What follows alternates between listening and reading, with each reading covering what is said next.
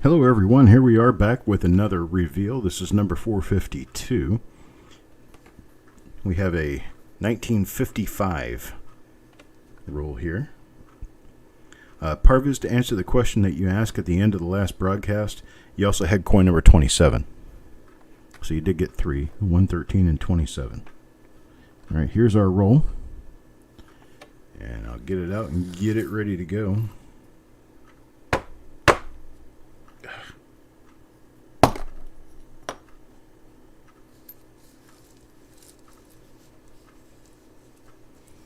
There we go. All good, all done. And first coin, Adam Chambers. Adam's coin, we're looking for double die obverses. We're looking for double die reverse. And the very first coin has something I'd like to discuss. And that is the idea of, there's a lot of die cracking going on here.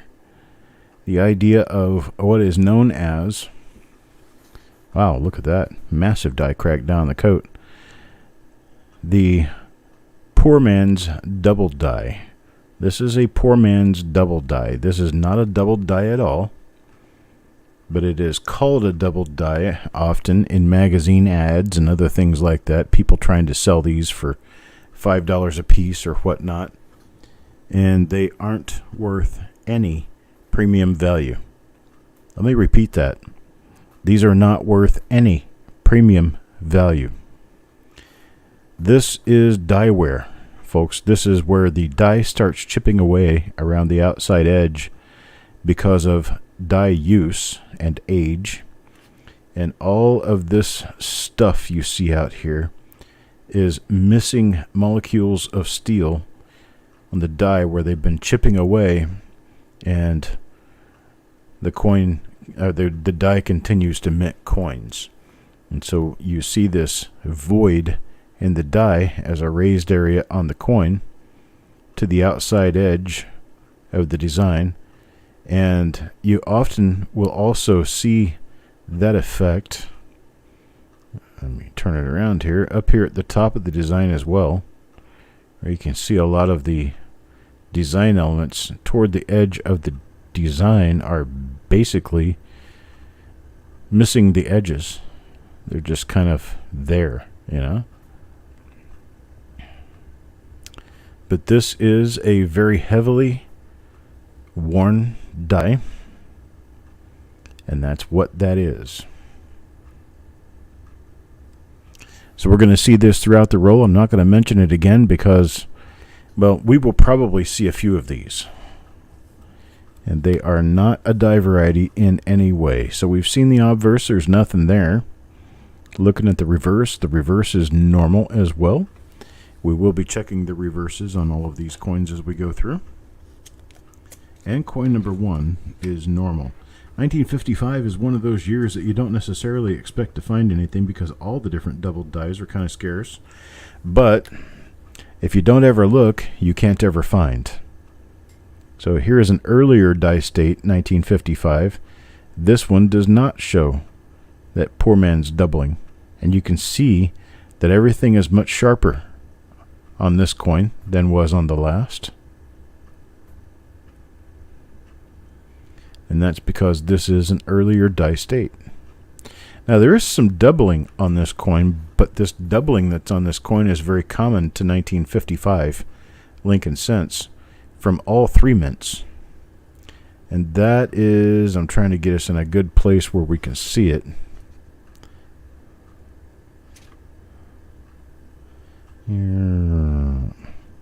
Right here on the BE of Liberty.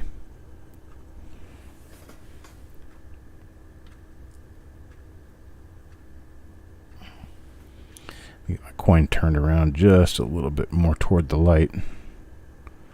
Seems like everything I try to do to get better lighting on this, the worse it gets. So, right there. You can see it up here on the top of the B, and you can see it cutting across here on the top of the E. This is on most 1955 cents, regardless of which mint you go to. 55, Philadelphia, Denver, or San Francisco, you're going to find these. And that is master die doubling.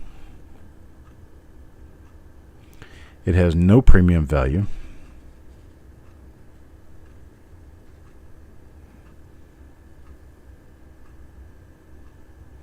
It actually shows up better if I just left it normal. And there you go. That's it. Hello, Joe. So that's not a premium value coin there. Let's take a look around and see. Just a little bit of icky on the back of it. Looks like Larry got a hold of this one. All right, and that's that. Coin number 2. Now coin number 3. We've been through our explanations of what is and what isn't here. So now I'm going to back out so we can actually look at the design of the coin.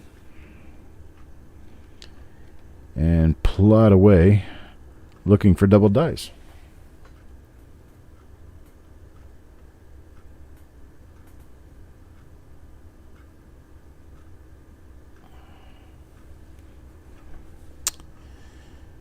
Alright, I get set up just right here.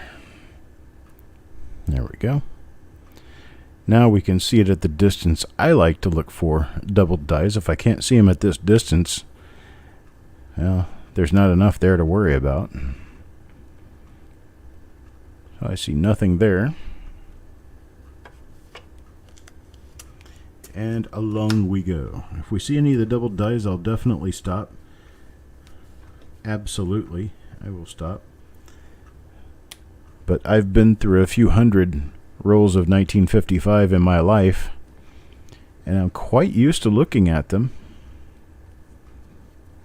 Die cracks are very common on 1955 Lincoln cents, especially on the obverse, in and around the area of the coat, the vest, and whatnot, and the head. Coin number 5 now, Yo Man.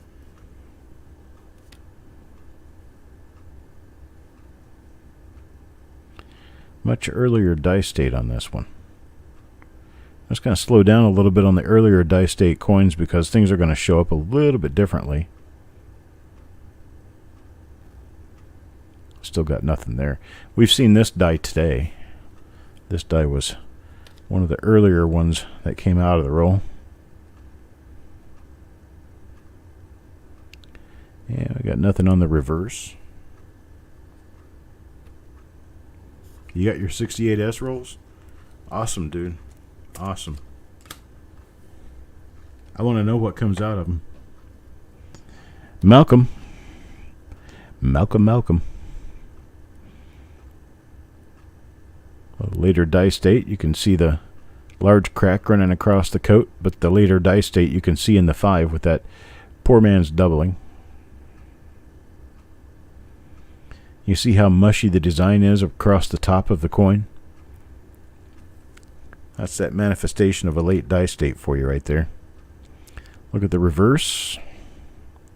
Got nothing going on there. That's number 6. Now number 7.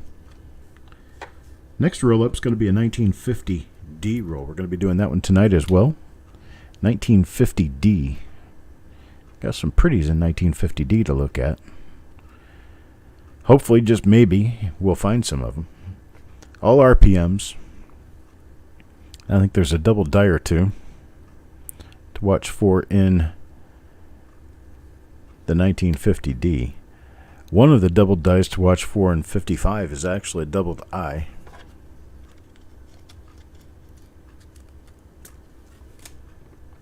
What FS and a 68S? I'm not sure I know of an FS listing in 68S.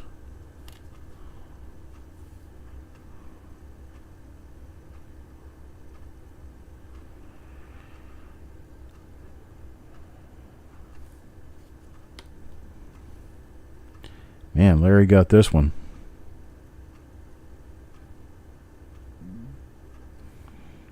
No doubling there. 004. I'm not sure I have any idea what you're talking about, Joe.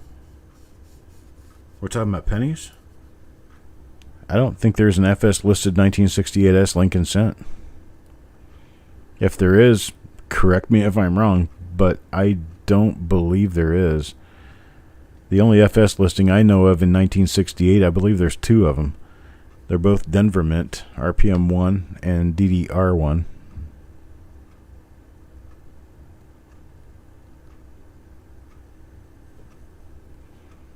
I don't know of anything else in... Oh, the 68S. Oh, okay, that's a proof. Okay. You sure there's a proof listed? Because I didn't know there was a proof listed as an FS listing. And these coins are kind of cruddy. They are uncirculated. They didn't come out like I wanted them to. I think these were stored with moisture.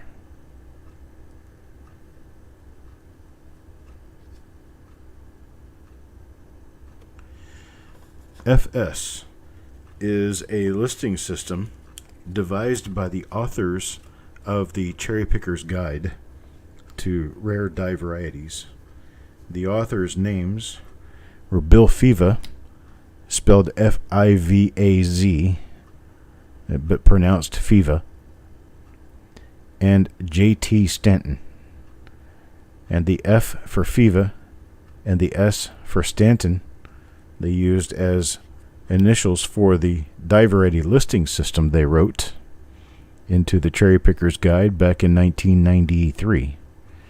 Prior to that, they had run an online coin business and a show coin business called Joja Gems, J-O-J-A-J-E-M-Z. And Joja Gems was because the two gentlemen who wrote that book were from Georgia.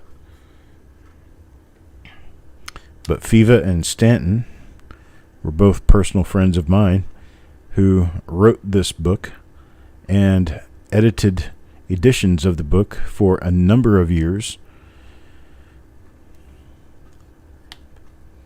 Within the last 10 years or so, Bill retired from continuing work on the book, and J.T. Stanton, unfortunately, has passed away now.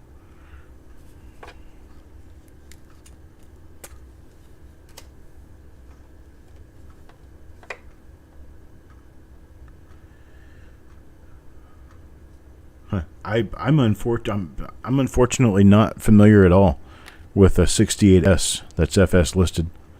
I didn't realize there was one. Seen this die a few times before.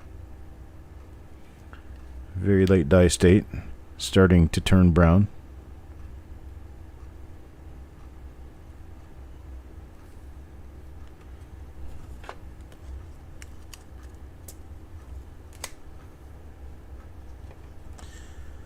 Well, hello, Gary. Good evening, good sir. Gary's another one of your guys there. He's been in this for a long time. He's a book author. He has his name published on the front of a number of publications. He's more of a nickel person. He's known as Nickel Buff.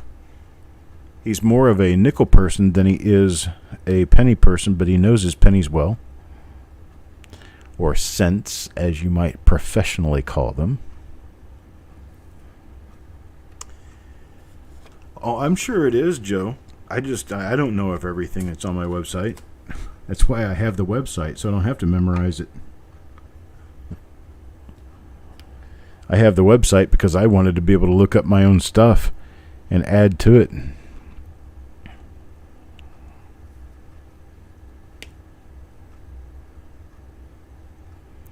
Eric is a closet nickel guy. Eric likes his nickels. I have nickels too. I probably have 5,000 nickels.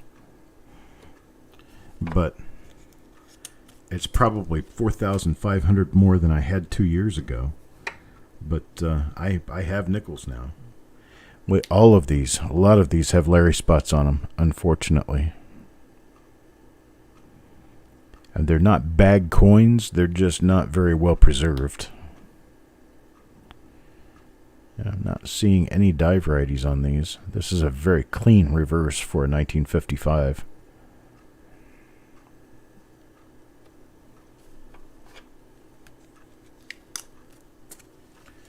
If it's a proof, I'm probably not familiar with it anyway.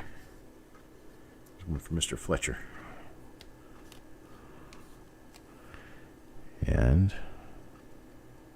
it's a nice clean 1955 there. But we're not seeing die varieties in this roll. That would be very, very normal.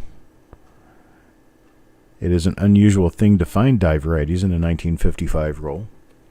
But when you do, usually you've hit something pretty good. Oh, he's working on the next Cherry Picker's Guide? Okay. I haven't talked to him lately. Last time I talked to him, he was basically kind of done with the whole process. Last time I talked to him about it. And I think others had taken over at that time. But perhaps they didn't carry the torch and Bill picked it back up.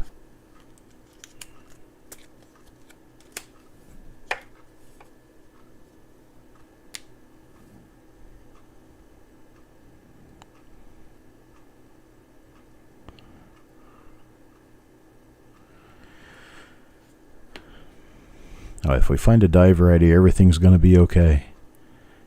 Yeah, it's not one of the cleaner rolls I've seen. Unfortunately, 55s have a habit of doing this. Here's one for Parvis.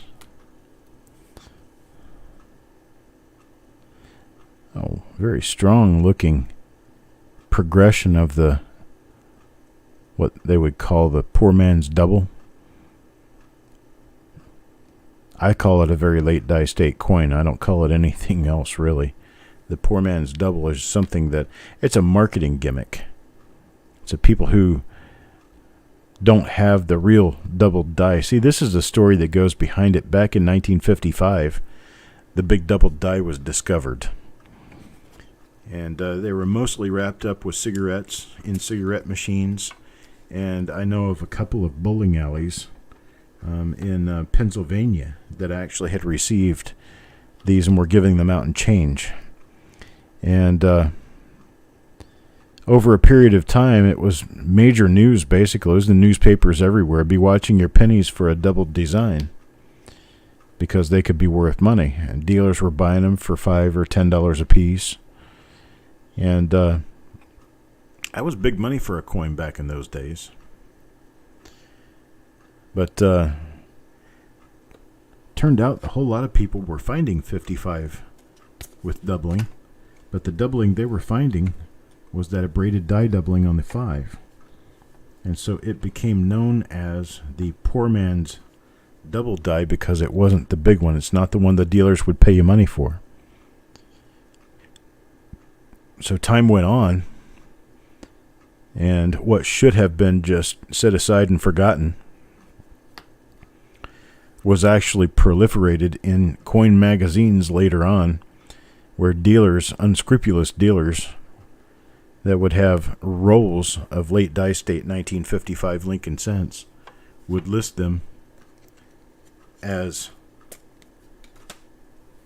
poor man's double die, sell them for $5.95 a piece or whatever, and collectors everywhere buying them because, well, Dansko put a 1955 double die slot in their album. Well, people wanted something that was a 1955 double die. Unfortunately, these aren't double dies at all, but a lot of people don't really understand that. They buy them anyway for $5 or whatever it takes to get one of them to put in their album in the place of the real double die. There are some really nice strikes on these coins. A number of them are actually early to mid die state, which is a very unusual thing for 1955. That one's actually got a lamb thing going on, a little bit of a lamination running across the surface of the coin there. But Nothing for a die variety here.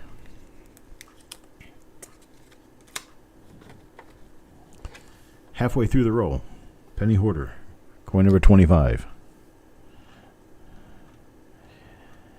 And there's a lot of lamination. That's what all this is. This is all lamination streaks on these coins.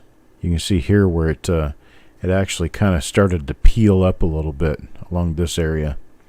That's lamination on the planchet.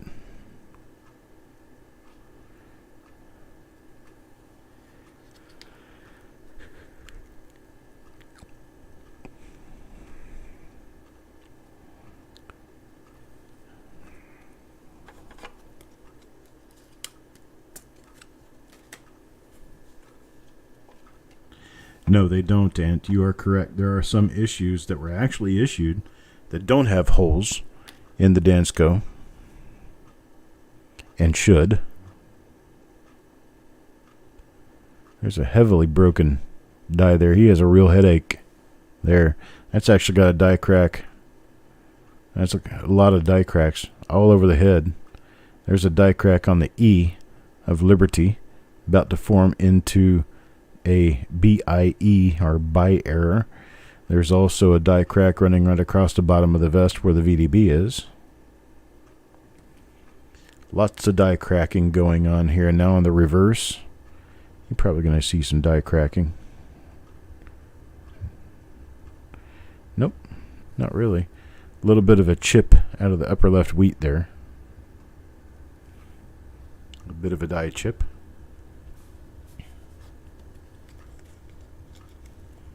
Yeah, 55 is a year that is wrought with die problems, planchet problems. So I think 55 is one of those years that the United States Mint would go back and relive if they could and try to improve, make it a better year. 55 was a horrible year for the U.S. Mint. It had problems with where coins were made and where coins weren't made. It's like 55, Philadelphia was the only place that struck $half that year.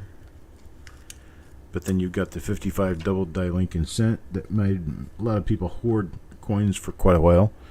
That actually kind of began, it did begin the die variety market in general of repunch mint marks and double dies. The first book on repunch mint marks wasn't written until about 1960.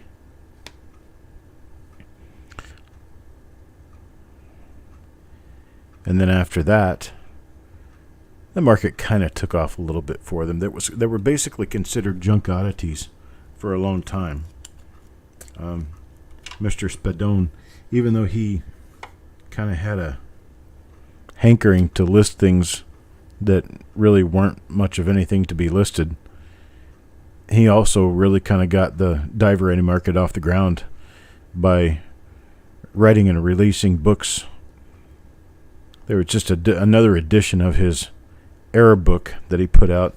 I believe his first one was 1966 or 67. He wrote those until 75, I think. And you can still find them. If you're careful, you can find them at book sales and garage sales and whatnot.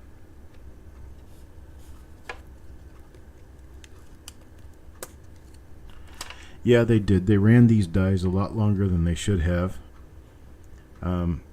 Now, the San Francisco Mint, those dies were usually very nice and very clean. The Denver Mint is half of one, half of the other. Some of them late, some of them early. But the Philadelphia Mint, it seems like they used just a few die pairs to try to come up with millions of coins. And it didn't work out well for them. They have quite an issue on the 55 coins. They turned brown. They appeared to be all scuffed up because the dies were messed up.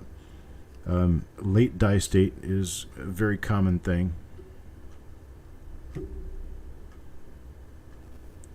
Trying to get everything set up a little bit better here.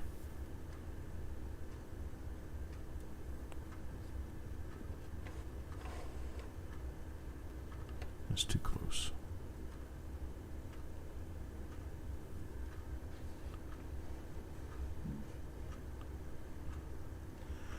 There we go.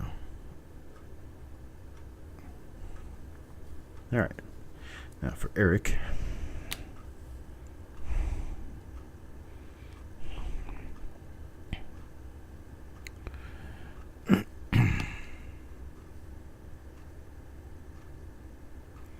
What new books for coins are we talking about, Sand Digger?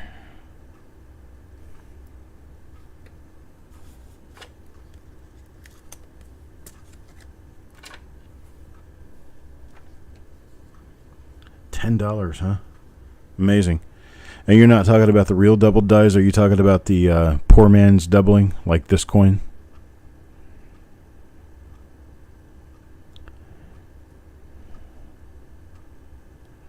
And it's planchet lamination.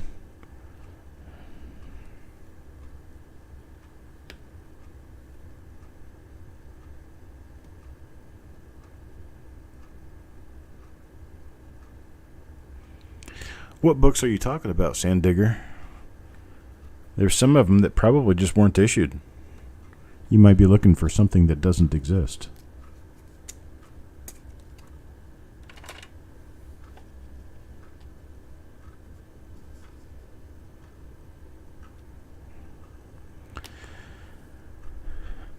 Yes, Ant. I don't think they had proof spots for the Lincoln cents in any year that they also made a business strike estimate. So you'd be missing proof listings in Dansko album all the way from 1968 through 1974. And actually, if there was a proof coin made by a die or by a facility that also made business strike coins, they are not going to list any of the proofs. So you're correct. That would be from 1950 through 1974. You're not going to see any proof slots. That's why it says and proof only issues. The proof only issue started in 1975. Man, these coins are icky. Not the best. Yeah, 59 to 74 in the memorials are not going to have spots for the proofs.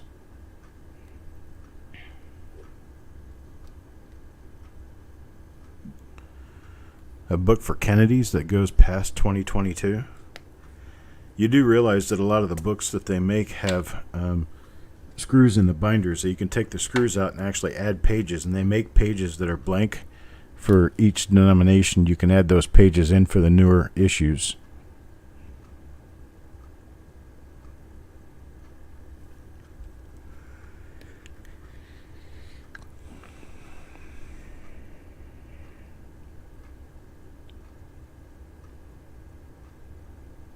We're just not coming up with anything in this roll. We're up to number 35 now, number 36.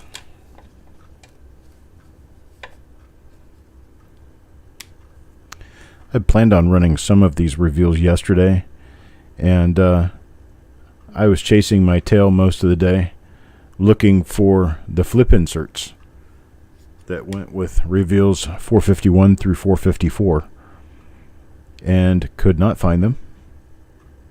I never found them.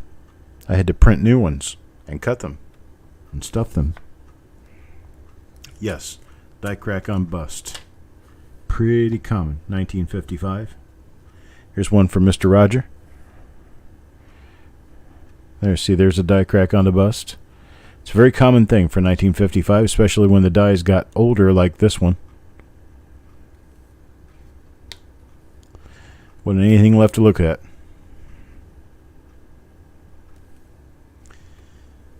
We are officially caught back up now. Here's number 38 for Paul Hampton.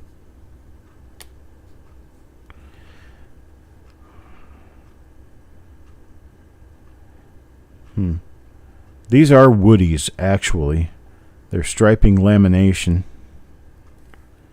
which is an impurity in the mixture for the metal that made the planchets. And that, my folks, could be a die variety.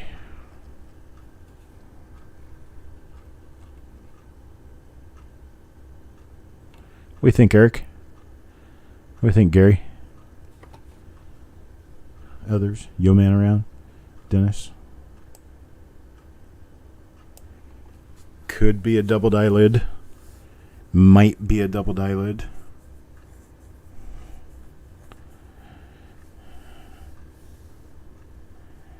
Alright, we'll hold this one out. This is going to go to Klaus.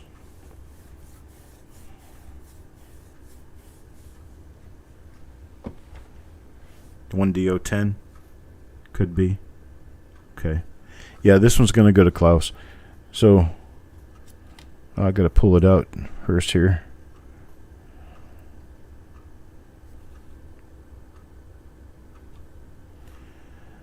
But yeah, it's a pretty decent looking possibility for a. That's the first one I've seen, but that doesn't mean that's the first one we've come across. It's just the first one I've noticed.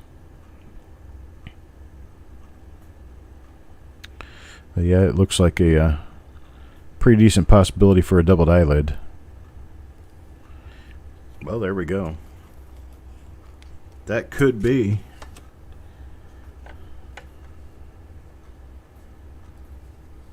Oh, I've seen plenty of them low like that. My issue is always whether or not it's a die gouge or a double die. A lot of them, it's kind of hard to tell. There's a lot of color stuff going on here too. I've seen it on a number of the coins where we've got color cuds. That's what this is. Out on the color, out on the very edge of the coin, you've got breaks that are making the edge of the coin look uneven, like it's damaged, but it's not. That's a color issue.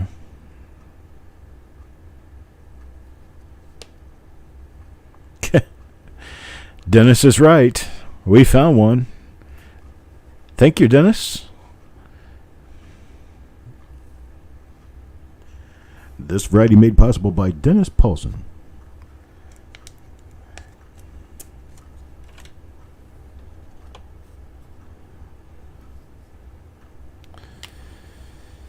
Alrighty then.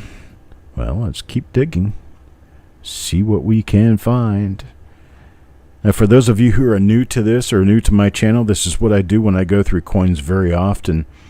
Is I will get things in the light just right for one thing, then I will shift my finger over it so that I can see shadows and kind of change the lighting just a little bit without actually moving the lighting. Helps a lot when you're digging around for die varieties.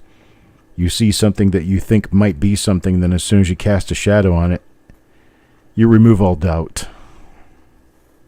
I guess that's why they call it a shadow of a doubt.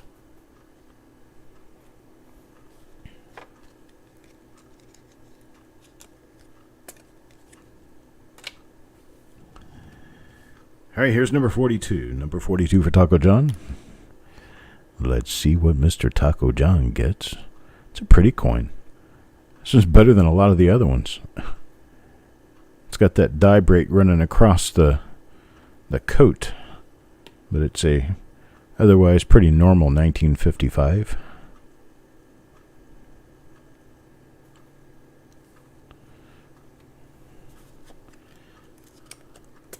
Now number 43. Mike?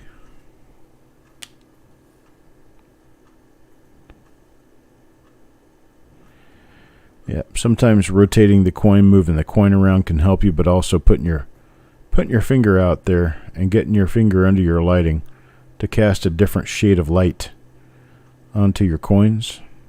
This has actually got a little toning on it. Can help immensely in your quest.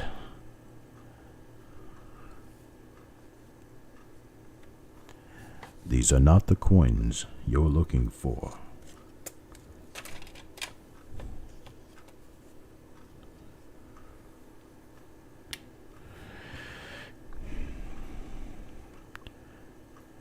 It's one for Adam here. A pretty decent looking coin, but we don't really have much of anything there to talk about. Same thing as normal. A lot of die cracks. Later dice date appearance on the design.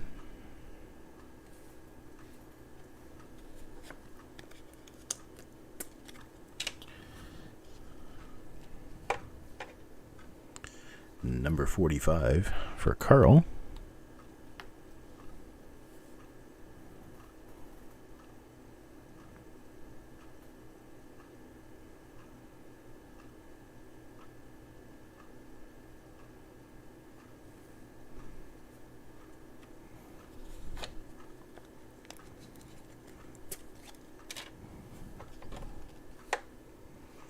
Now Mark.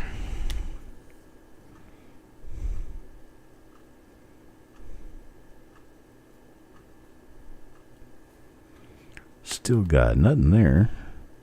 Let's check the other side. It's got a little die break on the T. A bit of a issue going on there.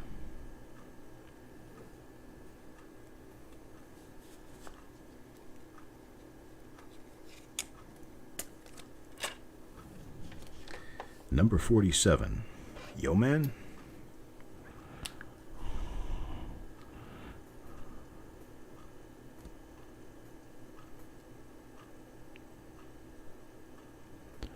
Most of the time when I'm going through my coins, when I do go through coins, which is, well, kind of scarce anymore, but when I actually do end up going through a roll, I typically use what I call my scent sticks. Something I was about 20 years ago now.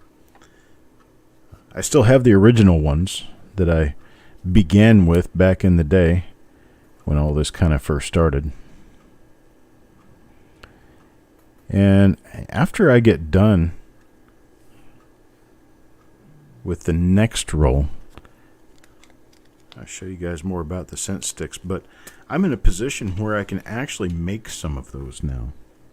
And I was kind of thinking about the idea of perhaps offering to sell some scent sticks to anyone who owns a microscope and would like to be able to look at an entire roll of pennies inside of just a couple of minutes. I can show you how to use them, show you on my microscope how it works, and then you can decide for yourself whether or not it's something that would work for you. And I have a carpenter down the street who is willing to work with me on creating these. And I can make them and mail them in a poster tube. And I believe I can make them first class mail. So you get a price of $15. $15 will get you the tool I use. Yeah, it's the one I use in roll digs.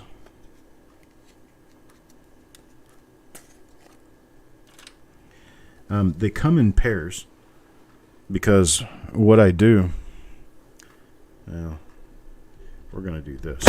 Oops.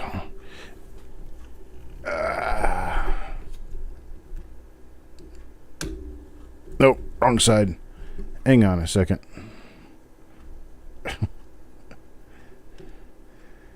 This is relatively new to me, so hang on. There we go.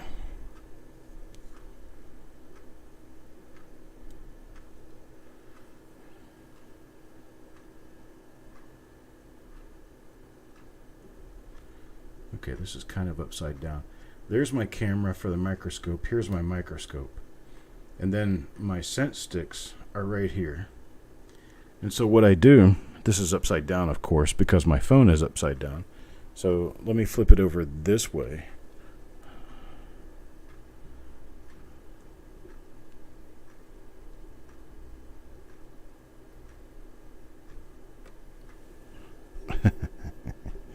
This is challenging. No, now the phone wants to fall out. There we go.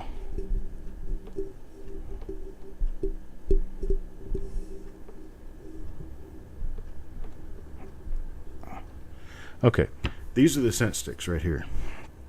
And so what I do when I'm getting ready to go through a roll of coins, I just happen to have a roll of coins on my desk. What do you know? I lay them out on the scent stick, Let me make this a little bit bigger.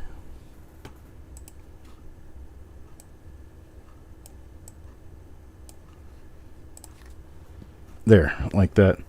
And so I've got this one laying face up, because you can see it's got a flute. It's got a little flute in it. I don't know if you can actually see that. There you go. No, it's not. It's not technical difficulties. It's operator error. But then I lay the coins out. Here, hang on a second. Let me get this roll open. I lay the coins out on the stick like that. I'm just going to do a few of them here. And then they go inside this little flute so they don't slide around. See, just like that. You can get them to slide around. And then, so I lay them out like this, and I've got my obverse side out ready to look at. And then, hang on, let me make all these obverses. Flip them over and make them all obverses here.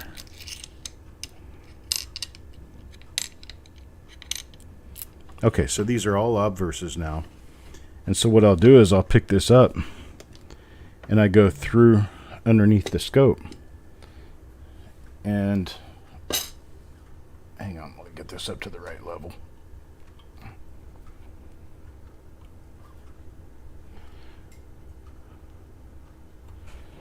Okay, so I will go through and I'll look through all of these coins like this. And not this fast, but I'll go through and I'll look at them, and I'll look at them all for something or another, whatever I'm looking for. Then I put them back down here, and then I will cover one with the other like this and flip it over. When I flip it over, now I've got all reverses. And then I can go through and look at all the reverses. Just like that.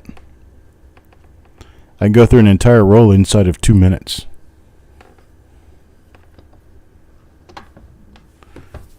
So that is what I do. And so I'm offering, this is what I'm offering. I'm offering to create these for anyone who wants a set. It's long enough that it goes from here down to here.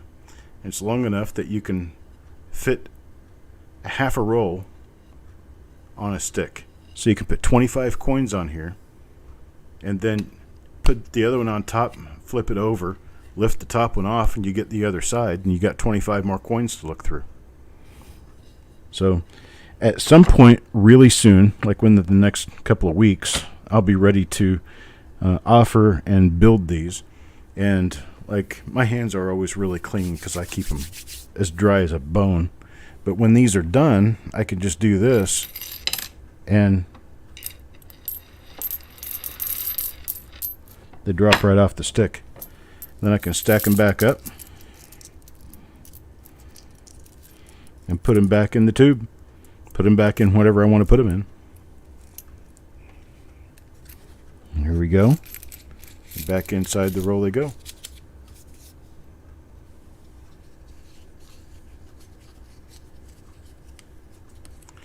Make some for nickels? Yeah, I could do that. It wouldn't be exactly the same because, of course, nickels and pennies are different diameters, so you'd have to get a set for each of the different denominations. But I could do them for dimes, pennies, or nickels. I don't think quarters would fit on this because I think a quarter is going to end up being too large. But anyway, yeah, I'm done with this roll. We're still on time for the next roll for tonight. We got one die variety out of this. That one die variety happened to be a, let me move this back over to where I was. Here we go. And that one die variety happened to be a doubled eyelid that we picked up for Klaus. Can't really see it there. And we're going to take a good look at that and get a good ruling on what we think that coin is, and get the coin back out to Klaus here in the next couple of weeks after Eric has a chance to go through it and look at everything. And I'm going to take off now and be back in about 5 minutes with reveal number 453. Reveal number 453 is going to be a 1950 D roll. And I think I'm going to bring up copper coins. We're going to take a look first at what we're looking for, and then we can start looking. So go find out. Can't cloth line them, Dennis, because that wouldn't work well. We're working with micron of thickness of stuff here. This flute is extremely thin. If I put cloth on it, it would never stack up right so that you could flip coins with it. But these are made of wood. They're made of ash. I don't know if I'd be able to get ash for the other ones, but we can try. But they're as hard as a baseball bat. I mean, these things are real hard wood. I've had them since my son was a baby, and he's 25 now, so I've had him for a while. All right, folks, I'm going to go ahead and take off, and I'll be back in about 5 minutes with the next reveal. I wish and hope for you to join me, and I'll see you there. It's going to be reveal number 453 for a 1950 D roll. We will be right back. See you then.